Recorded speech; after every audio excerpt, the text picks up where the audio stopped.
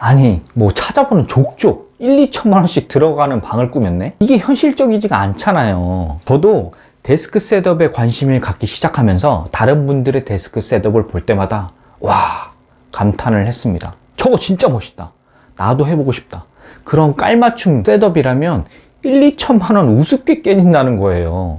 저도 처음에 제 방이 이렇게 생겨서 컴퓨터 견적도 알아보고 컴퓨터 모니터, 책상, 의자 가격 알아보다가 진짜 기절하는 줄 알았습니다. 다른 유튜버 분들의 아름다운 데스크와 블로그, SNS 사진 등을 보면서 동경하던 그 데스크 테리어는 가격이 미쳤다는 걸 뒤늦게 안 거죠. 그런데 그거보다는 나는 좀 더 오래 앉아서 일을 해야 되는데 몸이 불편한 게 싫은데 예쁘기만 하고 불편하면 어쩌지 라는 생각이 들더라는 거예요.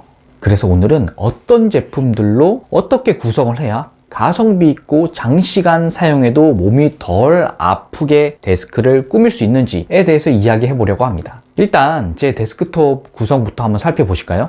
그래픽카드는 RTX 3080, CPU는 i5 13세대, 그리고 32기가 램에 1TB의 SSD, 2TB의 하드디스크로 구성되어 있고요. 메인 모니터는 삼성 G5 32인치 곡면, 서브 모니터는 24인치 LG 모니터입니다. 거기에 키보드는 10키리스 키크론 Q1 노브 기계식 키보드 모델이고요. 저는 좀 마우스가 좀 특이해요. 이 제품은 엘레컨 브랜드의 트랙볼 마우스고 또 다른 하나는 켄싱턴의 트랙볼 마우스입니다.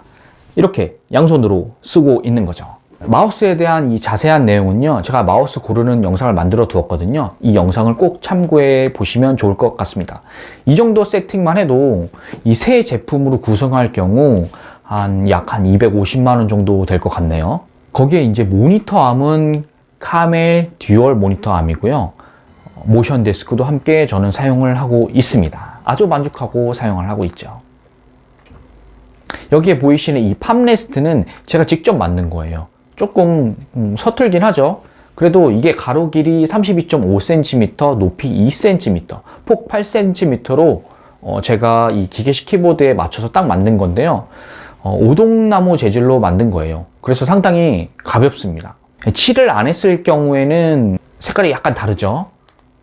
혹시 이 키보드 높이, 가로 길이 여기에 딱 맞게 민감하게 딱 맞추시고 싶은 분들이 있다면 댓글로 한번 남겨주세요. 제가 자재가 조금 남아서 시간이 날 때 몇 개는 더 만들 수 있을 것 같거든요. 저는 이렇게 생각을 합니다. 이 데스크 셋업에서 가장 중요한 건 심미적 아름다움도 물론 중요하지만요, 그보다 더 우선시 돼야 하는 건 장시간 앉아서 컴퓨터를 사용해도 불편함이 없어야 된다는 겁니다. 물론 컴퓨터 사용뿐만 아니라 앉아서 공부를 하든 일을 하든 책을 보든 뭐 다 마찬가지겠죠. 물론 예쁜 것과 편안한 거 두 개 다 잡을 수는 있죠.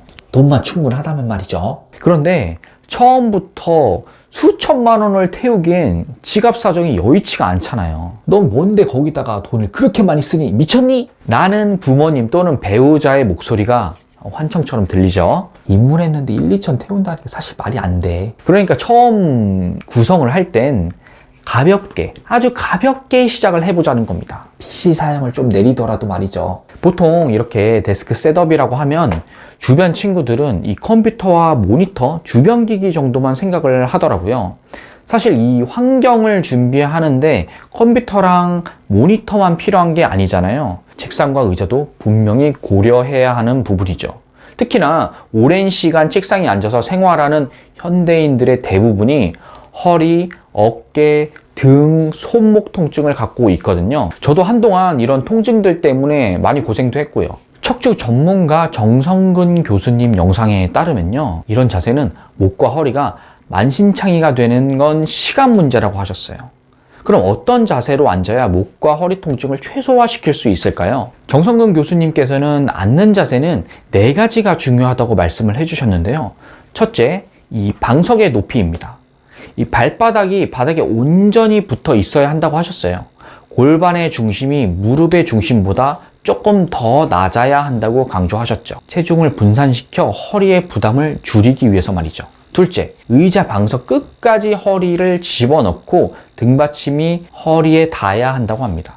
그래야지만 허리의 아름다운 곡선이 살아나기 때문이라고 하셨죠. 꾸부정하면 디스크에 압박이 가해지니까 말이에요. 셋째, 그렇기 때문에 등받이에 허리를 받쳐주는 곡선이 반드시 있어야 합니다. 요새 나오는 대부분의 의자들은 이렇게 곡선 형태이기 때문에 큰 고민 없이 의자를 선택해도 되겠네요. 넷째, 허리와 등받이 사이에 틈이 생길 경우 쿠션을 사용하는 것을 추천해 주셨어요. 자, 다시 요약을 해보면요. 자신의 키와 다리, 몸통 길이를 고려해서 의자를 선택해야 한다는 것으로 이해가 저는 됩니다. 그리고 추가로 이 모니터의 높이가 생각보다 높아야 하고 책상과 모니터의 높이를 따로 세팅해야 한다는 말씀도 해주셨는데요. 컴퓨터를 사용할 때 우리는 이 팔꿈치를 책상에 걸치기 때문에 책상이 낮을 경우 자연스럽게 허리가 구부정해지기 때문이죠. 그래서 제가 추천드리는 것은 조금 여유가 되신다면 모니터 암과 함께 이 모션 데스크 함께 써보는 겁니다. 저도 이 데스크 테리어에 관심이 생긴 이후로요. 해외 사이트나 국내 커뮤니티, 인스타그램, 오늘의 집 이런 데 돌아다니면서 이 데스크 셋업, 데스크 테리어 사진들을 많이 참고했는데요. 아시다시피 가격을 하나씩 뜯어보니까 제 기준에서는 너무 고가 제품들이 많았어요. 나만 빼고 전부 부자인가? 그래서 저는 우선 저렴한 제품임에도 불구하고 오래 작업을 해도 불편함이 없도록 세팅하는 것에 초점을 맞췄는데요. 너무 저렴하면 내구성에 문제 있는 거 아니야?